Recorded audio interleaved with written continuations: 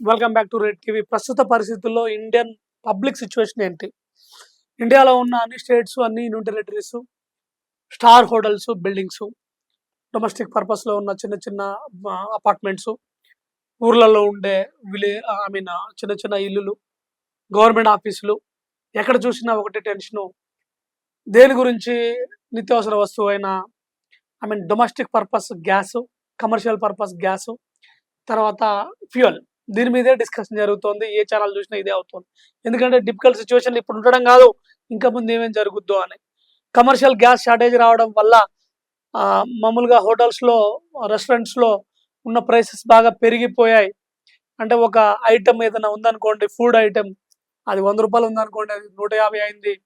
60 రూపాయల food item ఉంటే 100 రూపాయల దాకా అయింది. ఫ్యూయల్ ఆల్రెడీ మన టీవీలో డిస్కస్ చేసినట్టు ప్రైసెస్ పెరుగుతుంది, ప్రైస్ క్యాప్ పెరుగుతుంది. ఎందుకంటే మీకు డిమాండ్ ఎక్కువ ఉంది, సప్లై తక్కువ ఉంది. అందువల్ల ఈ పరిస్థితులు వస్తున్నట్టు మనకు అర్థం అవుతోంది. సో ఇరాన్తో మనం ఎంత నెగోషియేట్ చేసినా హార్బర్ స్ట్రైట్ నుంచి వచ్చే చిప్స్ ఏవైతే ఉన్నాయో అవి కొన్నే వస్తున్నాయి, పూర్తి స్థాయిలో రావడం లేదు. రీచ్ అవ్వడానికి అది యుద్ధ ప్రాంతాల నుంచి రావాలి కాబట్టి ఇబ్బంది అవుతుంది. అందుకని పెట్రోల్ బంకుల దగ్గర హైదరాబాద్లో ఎస్పెషల్లీ చాలా ఇబ్బందికర పరిస్థితి ఉంది. మామూలుగా రష్ అంతగా లేని పెట్రోల్ బంకులలో ఈ రోజు దగ్గర 500 మీటర్ నుంచి 1 కిలోమీటర్ వరకు బండ్లన్నీ ట్రాఫిక్ జామ్ అయి ఉన్నాయి ఫ్యూయల్ నింపుకోవడానికి. ఎందుకంటే రేపు ఎలాంటి పరిస్థితి ఉంటుందో, ఈ రోజు ఫిల్ చేయకపోతే రేపు మన వెహికల్స్ మీద మనం అనుకున్న పాయింట్కి వెళ్ళగలుగుతామా లేదా, మనం చేయగలుగుతామా లేదా అనేది అర్థం కాకుండా బాధపడే పరిస్థితి వచ్చింది. సో డొమెస్టిక్ పర్పస్ గ్యాస్ మనం బుక్ చేయాలనుకుంటే రింగ్ అవడం లేదు.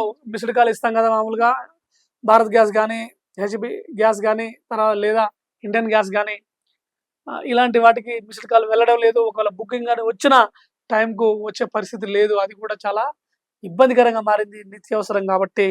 ఈ పరిస్థితుల్లో దేశం మొత్తం ఉత్కంఠంగా ఉంది. నెక్స్ట్ మోడీ గారు ఆల్రెడీ అఖిలపక్షం మీటింగ్ చేశారు. నెక్స్ట్ డిఫెన్స్ వాళ్ళతో మాట్లాడారు.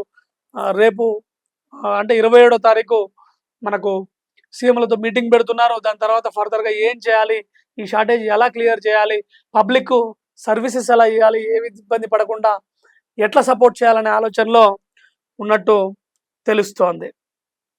ఎందుకంటే ఇక్కడ మనకు హై కన్జంప్షన్ ఉంది. అంటే రోజు రోజుకి ప్రతి మనిషి ఎక్కువ వాడతాడు. ఏది ఫ్యూయల్. మనకు monthly once to monthly twice అయినా మనకు గ్యాస్ అనేది కొన్ని ఇళ్లలో అవసరం ఉంటుంది. కమర్షియల్ అయితే 1 వీక్ 10 డేస్కే అయిపోతుంది ఒక బండ. సో ఇలాంటి పరిస్థితుల్లో ఆ ఇంపోర్ట్స్ గురించి డిస్కస్ చేసి దాన్ని సెట్ చేయాలని చూస్తూ ఉన్నారు. సో ప్రజలు దాదాపు ట్యాంక్ ఫుల్ చేయించుకోండి వీలున్నప్పుడు. తర్వాత ఫ్రీ అయిన తర్వాత మనం ఫిల్ చేసుకోవచ్చు. కానీ ఎలాగో దొరుకుతుంది, కానీ ఎంతో కొంత 1-2 లీటర్స్ వేయించుకొని తర్వాత ఇబ్బంది పడకండి బైకులలో, లేదంటే 20-30 లీటర్స్ వేయించుకొని ఇబ్బంది పడకండి కార్లలో. మీకు దొరికితే అవకాశం ఫుల్ ట్యాంక్ చేయించుకోండి. పరిస్థితులు ఎట్లుంటుందో ఏంటో తెలియదు. గ్యాస్ సిలిండర్స్ కూడా బుక్ చేయండి. అవసరమైతే ఏజెన్సీ దగ్గరికి వెళ్ళండి, ఇమ్మీడియట్గా తెచ్చుకొని స్టాక్ ఎన్ని సిలిండర్లు ఉంటే అన్ని ఫిల్ చేసుకొని పెట్టుకోండి. ఖాళీగా ఏది ఉంచకండి. 3 ఉంటే 3 సిలిండర్లు, 2 ఉంటే 2 సిలిండర్లు డొమెస్టిక్ పర్పస్ చేసుకోండి. కమర్షియల్ కూడా అవసరం వచ్చినప్పుడే కాకుండా ముందే అలర్ట్గా ఉండి తెచ్చుకుంటే జనాలకు చాలా ఈజీ అవుతుంది. రిచ్ పీపుల్కు కూడా ఇబ్బంది, ఎందుకంటే వాళ్ళ కన్జంప్షన్ ఎక్కువ ఉంటుంది. మిడిల్ క్లాస్, పూర్ సెక్షన్, ఎవరి సెక్షన్లో వాళ్ళకు ఇబ్బందే. స్టార్ హోటల్స్, సాధారణ హోటల్స్ కూడా ఇదే ఇబ్బందిని ఫేస్ చేస్తున్నాయి. సో ఈ విధంగా మనము ప్రస్తుత దేశ పరిస్థితులని అంచనా వేయచ్చు. నెక్స్ట్ ఇంకొక ఆస్పెక్ట్లో వ్యాట్, వాల్యూ యాడెడ్ ట్యాక్సెస్. అంటే ఒక గూడు ఉందనుకోండి, ఒక వస్తువు ఉంది. ఫర్ ఎగ్జాంపుల్ ఇప్పుడు మనం డీజిల్, పెట్రోల్ గురించి మాట్లాడుకుంటున్నాం కాబట్టి, పెట్రోల్ ఉందనుకోండి, మనకు క్రూడ్ ఆయిల్కి వచ్చినప్పుడు ఫర్ బ్యారెల్ చాలా తక్కువ ఉంటుంది. $40-50 రష్యా నుంచి ఉంటుంది. $60 లోపు మనకు గల్ఫ్ కంట్రీస్ నుంచి ఉంటుంది.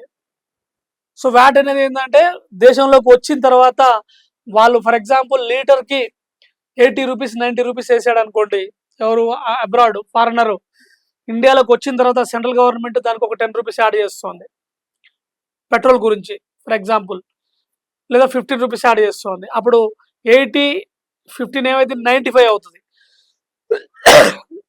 లోకల్కు స్టేట్కి వచ్చిన తర్వాత ఫర్ ఎగ్జాంపుల్ వాళ్ళు ఎంత ఒక్కొక్క స్టేట్ని బట్టి ఒక్కొక్క ప్రైస్ క్యాప్ ఉంటుంది. వాళ్ళు 25 రూపీస్ యాడ్ చేశారనుకోండి 120 లీటర్ అవుతుంది. అయితే సెంట్రల్ గవర్నమెంట్ యాడ్ చేసిన అమౌంట్, స్టేట్ గవర్నమెంట్ యాడ్ చేసిన అమౌంట్ 2 కలిపి వ్యాట్ కిందకి వెళ్తాయి. ఆ విధంగా వాల్యూ యాడెడ్ ట్యాక్సెస్తోనే మనకు గవర్నమెంట్ రన్నింగ్స్, ఇన్కమ్, రెవెన్యూ అనేది ఏర్పడుతుందని చెప్పవచ్చు. అయితే పెట్రోల్ మీద ప్రైస్ పెరిగే అవకాశం ఉంది. ఎందుకంటే షార్టేజ్ ఉంది, డిమాండ్ ఎక్కువ ఉంది కాబట్టి. కొన్ని స్టేట్స్లో 5 రూపీస్ వరకు పెట్రోల్ మీద, 3 రూపీస్ వరకు డీజిల్ మీద చేస్తున్నట్టు తెలుస్తుంది. ఇండస్ట్రియల్ డీజిల్ అంటే మెషినరీ నడిచే దాని ఏదైతే ఉందో దాని మీద 22 రూపీస్ పెంచాలని చూస్తున్నారు. ఎందుకంటే దాని ప్రొడక్షన్ సెక్టర్ కాబట్టి అది ఒకటి అవుతుంది. మనకు రష్యన్ సంబంధించిన నయారా, ఇంకా కొన్ని కంపెనీలు ఏవైతే జియో అలాంటి దాంట్లో రేట్ బాగా పెరుగుతున్నట్టు తెలుస్తోంది. తర్వాత హెచ్పి పెట్రోల్ బంకులలో కానీ, భారత్ పెట్రోలియంలో కానీ, ఇండియన్ ఆయిల్లో కానీ ప్రైసెస్ పెద్దగా పెరుగుతున్నట్టు తెలియడం లేదు. గవర్నమెంట్ బంక్స్ కాబట్టి ఇంకా అది స్టార్ట్ అవ్వలేదు. యుద్ధం తొందర ఆగి పరిస్థితులు నార్మల్ అవుతే అన్ని రకాలుగా ఈజీగా మనము ట్రావెల్ అవ్వచ్చు. లేదంటే యుద్ధం ఇలాగే కంటిన్యూ అవుతే ఇప్పుడు పెరిగే పరిస్థితి ఇంకా పెరగవచ్చు. మామూలుగా మనం మీడియాలో ఏమి వింటున్నాం అంటే లాక్డౌన్ అని వింటున్నాం. ఇది కరోనా టైంలో అయిన లాక్డౌన్ మళ్ళీ అవుతామని వింటున్నాం, కానీ అలాంటి పరిస్థితి రాదు. లాక్డౌన్ చేసే ప్రసక్తే ఉండదు. కాకపోతే పెట్రోల్కు సంబంధించి ఏమన్నా కొన్ని గైడ్ లైన్స్, అంటే హాలిడేస్ ఇవ్వాలి కాదు, డే బై డే అయినా పెట్రోల్కి వెళ్ళండి అని చెప్పని రావచ్చు. లేదంటే వర్క్ ఫ్రమ్ హోమ్ అంటే మీకు ట్రాన్స్పోర్ట్ ఇబ్బంది అవుతే ఎవరైనా ఐటీ ఎంప్లాయీస్ ఉంటే వాళ్ళకు వస్తుంది, కానీ కమర్షియల్ లాక్డౌన్ ఉండకపోవచ్చు. కొన్ని సెక్టర్స్కి పవర్ హాలిడేస్ కొన్నాళ్ళు డే బై డే ఆల్టర్నేట్ పెట్టవచ్చు, లేదంటే హాఫ్ డే ఆల్టర్నేట్ పెట్టవచ్చు. అంతే తప్ప లాక్డౌన్ ఉండే పరిస్థితి ఉండదు. ఆ పరిస్థితులు రాకుండా ఉండడం కోసం మోదీ గారు పార్లమెంట్లో అనౌన్స్మెంట్ ఇచ్చాడు, ప్రసంగించాడు. మీటింగ్స్ జరుగుతూ ఉన్నాయి. యుద్ధం తొందర ముగిస్తే పరిస్థితులు నార్మల్ అవుతాయి. ఇదే కంటిన్యూ అయితే మాత్రం తప్పకుండా మనం చాలా విపత్కర పరిస్థితులు ఎదుర్కోవాల్సి వస్తుంది. That's all for now. Thanks for watching red TV.